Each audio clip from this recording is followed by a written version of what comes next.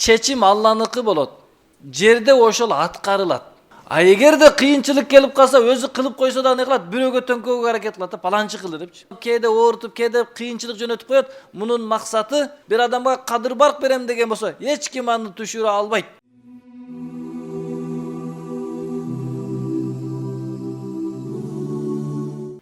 Yusuf aleyhissalatu vassalamdын окуясынан сабак болуп аткан. Yusuf aleyhissalatu vassalamдын зындандан чыгып падышага түшүн айтып бергенде, мени ошол шаардын башчысы кылып коюңуз. Мен жакшы сактап берем келерки жылдардын түшүмдөрүн деген эле. Ошондо Yusuf aleyhissalatu vassalamдын сунушуну падыша кабыл алып, Мисир шаарынын башчысы кылып койду. Yusuf aleyhissalatu vassalamдын иши 7 жыл жакшы түшүм болот. Ошол жакшы түшүмдү 7 жылда будайды жыйып коюп, кийинки ачарчылык боло турган, каатчылык боло турган 7 жылга жеткизип берүү эле, элге бөлүп берүү эле. Мына ушул ишти жоопкерчилигине алган. Аллах Таала ушул жерде айтып атат. Мына ушундай Yusuf aleyhissalamдын түрмөдөн чыгып, падышанын жанына барып, чоң жоопкерчиликтүү элдин кызматына тургандыгын айтты. Мына ушундай улуу кадыр барк бердик Юсуфка Мисир шаарында жерде. Жүрөт ал Мисир шаарында каалаган жагына. Жеткизебиз рахматыбызды кимге кааласак. Жок кылбайбыз жакшылык кылуучулардын акысын. Албетте акыреттин акысы сообу жакшы ыйман келтирип таква болгондорго. Бул жерде Аллах Таала падышанын окуясын айтпай койду да. Yusuf aleyhissalam сунуштады. Мени ушул шаардын казнасынын башчысын казнасыны карай турган адам кылып кой деп айтты эле. Падыша кабыл алды, бирок айтпады да. Аллах Таала падыша кабыл алды деп айтпады. Аллах Таала айтып атат, мына ушундай Юсуфка жерде кадыр барк берип, Мисир шаарына башчы кылып койдук, биз кылдык деп айтып атат да. Мына ушунан уламалар айтат, чечим Алланыкы болот. Жерде ошол аткарылат. Биз Алланын чечимини көрбөгөндүктөн, укпагандыктан, жер бетиндегилердин чечимдерин көргөндүктөн ойлоп калат экенбиз да, ушул чечип атат депчи. Ошол үчүн падышанын кабыл алып, вазир кылып койгондугун айтпастан Аллах Таала биз койдук Yusuf aleyhissalamды жерге деп атат да. Yusuf aleyhissalatu vassalamга кадыр баркты биз бердик. Мисир шаарында кенен жүрө турган биз кылдык деп айтып атат. Неге? Хакыйкый падыша кылып коюучу, алып коюучу падышалыктан байлык берүүчү, бербей коюучу Аллах Таала экенин билсин үчүн да. Демек эмне экен? Yusuf aleyhissalatu vassalamды сыртынан карасак, падыша түш көрүп, падыша алып чыгып келип аны кызматка койгондой көрүндү. А чындыгында падышанын жүрөгүнө салып, ага түш көрсөтүп дайындаган Аллах Таала. Ошондуктан адам түшүнүш керек. Кандайдыр бир жакшылык келе турган болсо, ал жакшылыкты Аллах берди. Сүрөттөн сизге бирөө бергендей көрүнөт, бирок чындыгында аны Аллах берди. Мына ушул ишенич инсандын жүрөгүндө болуш керек. Эгер канчалык бир кыйынчылык келип калса башыңызга, демек түшүнүш керек инсан бул кыйынчылыкты Аллах берди деп да. Биздин адамдын табиятында кандай десе, адамдын табиятында жакшылык келип калса, ошол жакшылыкка өзүнү кошо койгонго аракет кылат. Мен ушуну жасадым дегиси келет. Дей албаса, ал жерде жок болсо не дейт? Мен да ушинтип ойлогонмун дейт да. Мен да ушундай болот деп ойлоп жүргөнмүн. Айтайын деп анан айтпадым эле деп коет да. Адам өзүнө жакшылыкка өзүн кошуп кое берет. А эгерде кыйынчылык келип калса, өзү кылып койсо да не кылат? Бирөөгө төңкөгө аракет кылат да, паланчы кылды депчи. Үйдө тамак берсе, тамагыңызды төгүп алсаңыз не дейсиз? Азыраак куйсаң болбойбу депчи. Өзүңүз төгүп алгансыз, бирок эмне кыласыз? Күнөөнү башкага коесуз да. Ошол үчүн адамдын табияты ушундай, жакшы ишке кошулгусу келет. Мен кылып атам деп, эч нерсе кылбаса деле Аллах Таала айтып атат, муну биз кылдык деп айтып атат да.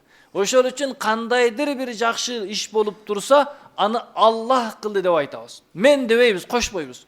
Мен десек өлдү ошол жерденчи. Ал эми кыйынчылык, сыноо келип калса, муну дагы Аллах берди. Бирок менин катамдын себебинен тарбиялаш үчүн берди деш керек да. Мисалы, баласына тамакты ата-энеси жөн гана жакшылык катары берет. Баласыга карыз эмес, жакшылык катары берет. Бирок баласы тартип болса анча-мынча да уруп коет. Бирок урганда жөн эле ура бербейт да, баланын катасы үчүн урат. Оңдолсун, туура жолго түшсүн үчүн. Ошол үчүн Аллах Таала кээде бизге жакпаган нерселер менен сынап, анча-мынча да ден соолукту алып, кээде оорутуп, кээде кыйынчылык жөнөтүп коет. Мунун максаты сиз менен биз катабыздан тобо кылып туура жолго батыраак түшсүн үчүн да. Андан кийин Юсуф алейхиссалату вассалам ошол Мишир шаарында кенен басып, өзүнүн кенен ишини кылат. Эч ким артынан түшпөйт, эч ким ага каршылык кылбайт. Караңыз. Нусибу би рахматина ман наша, жеткизебиз рахматыбызды кимге кааласа дейт. Аллах Таала кимге жакшылык кааласа, кимге ырайымын кааласа, кимге даража берем десе, эч ким тоса албайт, эч кимдин колунан эч нерсе кыла албайт. Муса алейхиссалату вассаламдын Аллах Таала жаратууну каалады, бирок Фираун каалабады. Жок кылам деди. Не болду? Эркектерди бир жака, аялдарды бир жака бөлүп койду бир түнүч. Бүгүнгү түнү болуп калат экен деп. Муса алейхиссаламдын атасы менен апасы таква адамдар эле, ишеничтүү адамдар эле, экөөңөр карабол болгула деп койду. Болду. Бардыгы уктап калды, Аллахын казынасынан уйку келди. Эркектер да уктады, аялдар да уктады, бирок экөө карабол уктабай койду. Эрте менен карасак өтүп кетиптир. Бу кандай болду депчи. Өлтүрөм деди эле Аллах колун алып келип берип койду сууга кызып. Эч нерсе кыла алган жок. Аллах каалаганы болот. Эгер Аллах кааласа кандайды ошондой болот, бүткүл дүйнө каршы чыкса дале да. Себеп чыныгы падыша башкаруучу Аллах да. Ошол үчүн не кылды? Юсуф алейхиссалату вассаламдын бир туугандары Юсуф алейхиссалату вассаламды жок кылууну каалады. Не кылды? Кудукка ыргытты. Юсуф алейхиссалату вассаламды кул деп сатып жүгөрдү. Бирок Аллах каалады, аны пайгамбар, улуу инсан кылышты. Даражасы көтөрүлүп кетип атат да.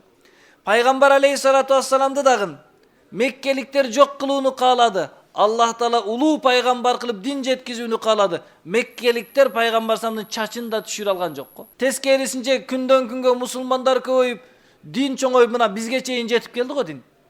Дин мээнетин кылган адамдар көбөйүп, мына ошентип урматтуу бир туугандар, Аллах бир адамга даража берем десе, бир адамга кадыр барк берем деген болсо, эч ким аны түшүрө албайт.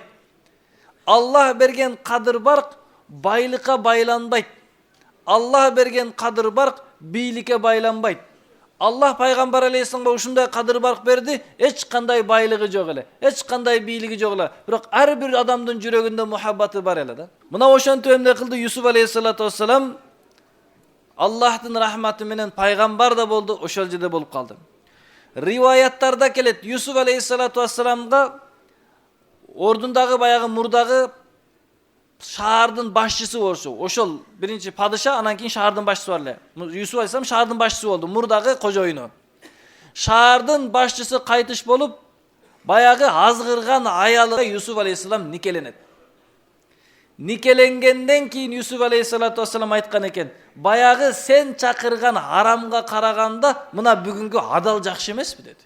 Уламалар ушул жерден бир эреже айтат, пайгамбар алейхиссалам хадисинде таянып, "Мен тарака шай'ан лиллахи", кайсы бир адам Аллах үчүн бир жаман ишти таштаса, же бир нерсени курбанчылык кылса, Аллах анын ордуна андан жакшыны берет депчи.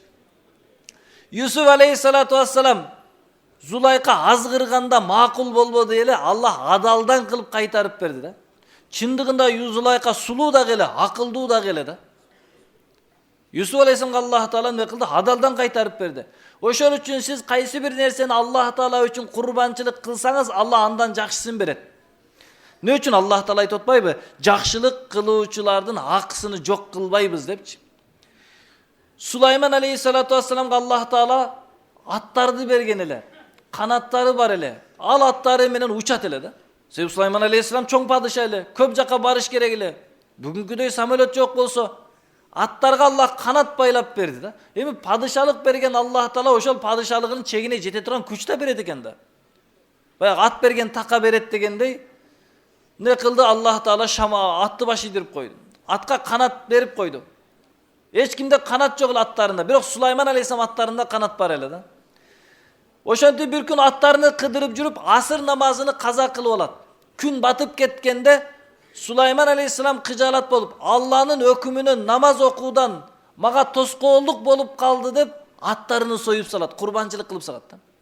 Oşonda Allah Taala Allah üçün sen atlarını soyup salsan bir namazdan kaltırdı dep. Anda şamaldı sana başı yedirim dep şamal başı yiyip kaldı da. Emi Sulayman Aleyhisselam şamal menen uça turgan bolup kaldı. Kee bir uçurlarda şamal Sulayman Aleyhisselam'a başka jaktagı ündördü uğuzup özü uçurup kele turgan boldu da. Allah üçün taşladı Allah andan jakşысын berdi. Oşol üçün biz de jaşoobuzda bir nerseni Allah üçün kurbançılık kılsanız Allah andan köp berет. Allah berişen zat. Bizge okşoş alıp berбей коет эмес. Allah bергenge 10 есе берем ең азында деген уадасы бар. Ошол үчүн айтып атат, жакшылык кылуучулардын ажырыны, сообуну, акысыны Allah эч качан жок кылбайт. Ошол үчүн бул дүйнөдө жакшылык кылсаңыз, жакшылыктын ордуна бул дүйнөдө да акыретте да аласыз да. Юсуф алейхисалам жакшылык кылды эле. Кылган жакшылыгына бул дүйнөдө да алды. Акыретте дагы пайгамбарлар менен жаннатта да. Демек, бир жакшылыгыңызга адамдарга кылган жакшылыгыңызга сөзсүз бул дүйнөдө дагы таасирин аласыз, акыретте дагы аласыз да. Ал эми ушул аятта не кылып атат? Аллах Таала Юсуф алейхисаламды мухсинин, жакшылык кылуучулардан деп айтып атат да. Экинчи аятта дагы улап айтып атат, акыреттин сообу, акыреттин жакшылыгы ыйман келтирип такыба болгондор үчүн эң жакшы. Демек биз не кылабыз? Ыйман келтирип такыба боло турган болсок, Аллах Таала мына ушул нерсеге акыретте биз элестете албаган сооп жакшылыктарды берет экен. Демек ушул окуядан эмне алынат?